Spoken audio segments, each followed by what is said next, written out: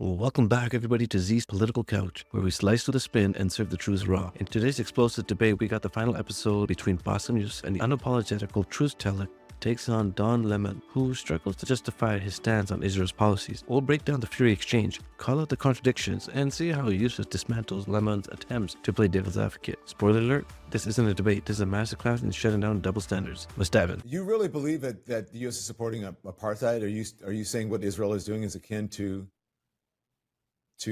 an apartheid regime? Have you done any research about Israel at all? Yeah. I'm asking you. Okay. I'm asking you. Do you? All right. Do you believe So let's leave the West Bank and Gaza, because these are occupied territories, which Israel has a responsibility towards the people in these. And we're not going to talk about the atrocities that have been doing on Gaza. We'll leave that for now. Not the atrocities they've been doing in the West Bank or the East Jerusalem. Let's talk about people with Israelis passports, citizenships. 20% of Israeli population are Arabs. All right. Arabs in Israel with an Israeli passport supposedly have full citizen right. There are more than 60 racist laws against them. If you did a little bit of research, you will find that there are 60 racist laws against. There are zoning laws like the Jim Crow laws. Palestinians with Israeli passports are not allowed to live in 81% in the land of Israel, or own 93% of the land in Israel. If you are a Palestinian with an Israeli passport and you fall in love with someone in the West Bank, you cannot move him into Israel. You have to move out. Just a couple of days ago, the desert of Najaf, which is inside Israel went in and just destroyed Bedouin houses. They have destroyed houses in the East Jerusalem. And you tell me about Israel. Israel is what they call a carceral. I think it's the word carceral. Is it carceral? Yeah, carceral. I don't know what you're referring to. Yeah, so basically it's a carceral state, which is basically it's a state that uses the legal system in order to advance its political agenda. We talk a lot about like Israeli hostages, but nobody talks about Palestinian hostages. There are 9,000 Palestinian hostages in Israeli prisons. The CNN has just released a report talking about the horrible conditions that in these concentration camps, and I use concentration camp because it's exactly like concentration camps, and it is horrific. It's like as if you're taking a walk in Auschwitz.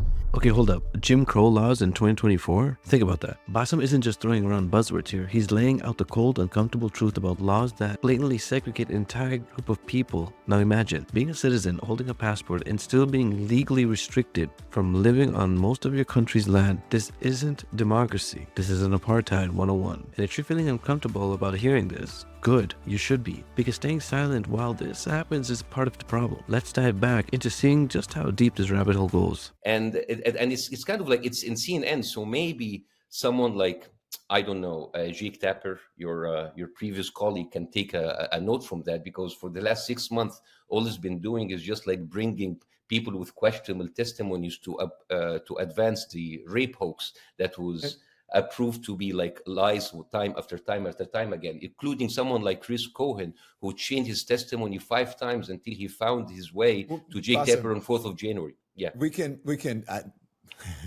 In order to go through the entire history, I appreciate your knowledge of the region and your knowledge of what's going on. I mean, you asked me a question. You asked me a question if there is an apartheid state, and I just gave you. I get it.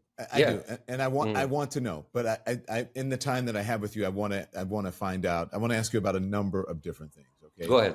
And so when you say you believe that the Biden administration is supporting an apartheid regime, yeah, then what would the next move be? What would you have Joe Biden and the Biden administration do? What would you have America do at this point? Well, I have a practical solution and a little bit of an impractical solution. The practical solution is Israel is a client state. Israel is not an ally, it's a client state. It takes money from us. You and me and every other American have their tax dollars being shipped $26 billion in the last 6 months to buy weapons to kill children and women.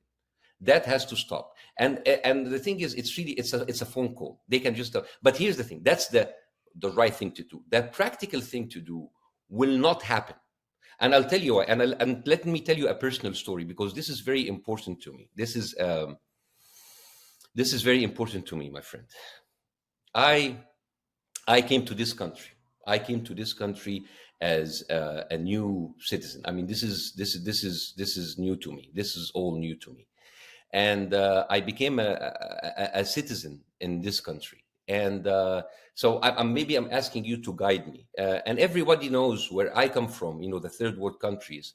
Everybody knows that whoever is in control is not really in control. Whatever president or king or leader, they are basically answering to the US, Russia, or China, or France, whatever superpower is there. And then I come to the States, the land of the free, a country that is by the people, for the people. And I still remember the oath of allegiance that I have recited in front of a judge when I had my American citizenship. And it goes like, I hereby declare on oath that I absolutely and entirely renounce any other allegiances, all allegiances and fidelity to any foreign prince, potentate, state, or sovereignty, of whom to which I have therefore been a subject of citizen. And I would support the United States and its laws, right? And then we give a brochure telling us how important it is to vote. And they give me a form, and I registered as a voter the first day I became a citizen. I was very happy, and I was very happy to vote. Then comes to voting. All of the candidates, whether Republicans or Democrats, they are telling you in your faces that they support Israel. AIPAC is talking, bragging about spending $100 million and bragging about the success rate of its candidates, whether Republicans or Democrats. And it's not about issues about jobs. It's not issues about healthcare, about justice. It's about the only issue is Israel. But so couldn't the people say the same thing about you and about those who support Palestine? Where's my funding? Where's my funding? I'm sorry. How can you compare me with an AIPAC, with like a lobby that has pledged to pay $100 million, and in return they are bringing $26 billion to Israel? This is the best ROI I have ever seen in my life. How can you compare individuals like me who go to do comedy or have an account to social media? How do you compare that by the power of be that braggly openly tells you that we control your politicians, and you as an American are okay with this?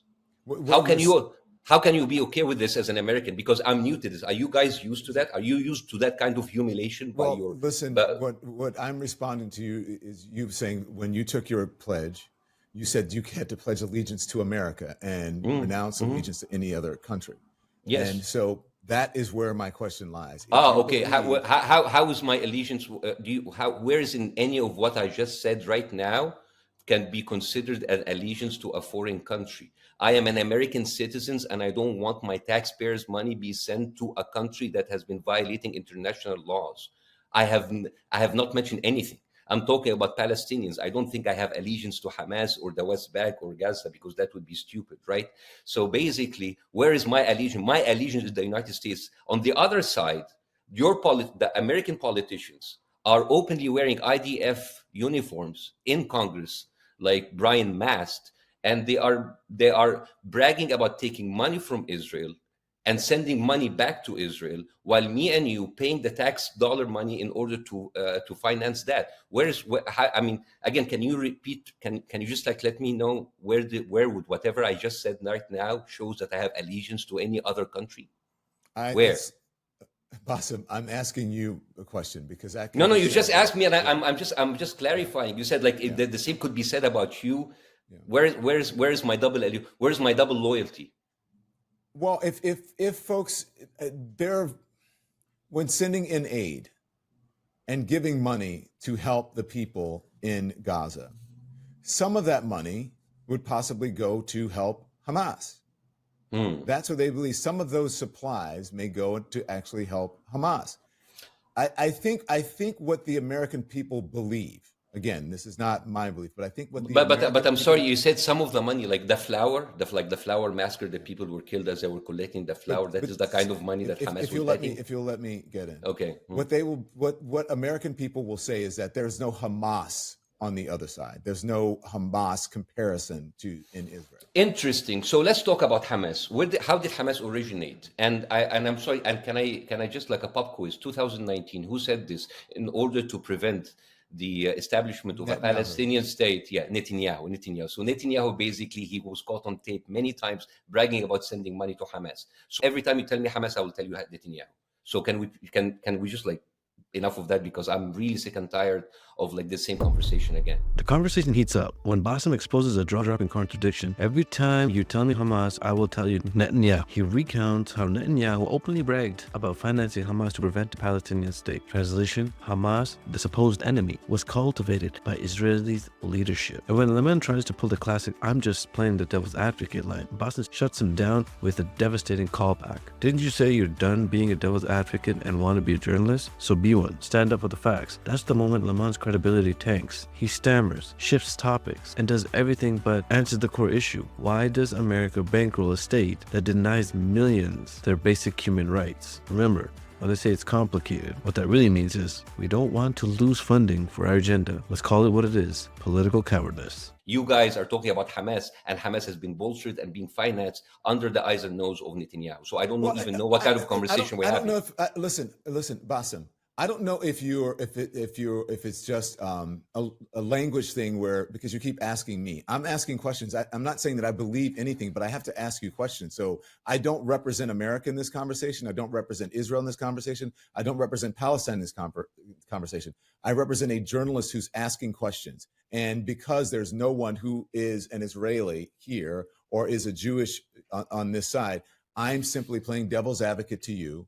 Okay. To try to get the answers or questions in from the other side. But isn't that the opposite of what? Isn't that the opposite of what you said a few years ago? I don't know if you're. I don't know if maybe you. Maybe it's a second language. Maybe it's my second language. Okay. It's my second language. I'm sorry. Okay. I'm sorry. So I don't know if you're being rhetorical by asking. I'm new to this, but like I remember you, John, said it like a couple of years ago. You said like you're done being a devil's advocate and doing both sides, and you want to be a journalist. So I'm talking to you as a journalist, and as a journalist, I'm not talking to you as on opposite side of the. I'm basically, we are Americans, me and you. We are both American citizens. Context is everything. Context is everything. When I said I'm sick of doing both sides, that was in relation specifically into American politics and Donald Trump and his administration and his lies. But it goes with everything, by the way. I think it's okay to present questions, different questions from different sides of an argument. So let's talk about Hamas. The fact that if we keep doing this, I don't think there's any substance in the conversation. Again, I would just maybe it's rhetorical that you're asking, but it is rhetorical. It's not you. Let me finish, please, Bassem. You keep asking me my opinion. I don't have an opinion on this. I'm trying to get your opinion. I want to hear what you have to say. Good, but you understand. I don't think that people listening care what I think about Israel or care what I think about Hamas or care what I think about Palestine. That's not. I'm not a foreign policy expert. I'm simply a journalist with asking someone who has a vast knowledge of the region. Not really. I'm a comedian, but like when I say you, sometimes it's the impersonal you. It's the definitive. That's you. It. Good. I get it. Okay. So maybe English is my second language, but I know that much. Okay. I hope you all enjoyed, and thanks for tuning in to Z's Political Couch. We cut through the noise and expose the truth behind these debates. Bassem Youssef isn't just a comedian, he's a voice for the voiceless, holding power to account with unflinching honesty. Don Lemon, let's just say he got caught playing checkers while Bassem was playing chess. Hit that like button, subscribe, enjoy the conversation below. If you're tired of the same recycled talking points, stick around, because here we don't hold back. See you in the next video, where we keep calling it like it is.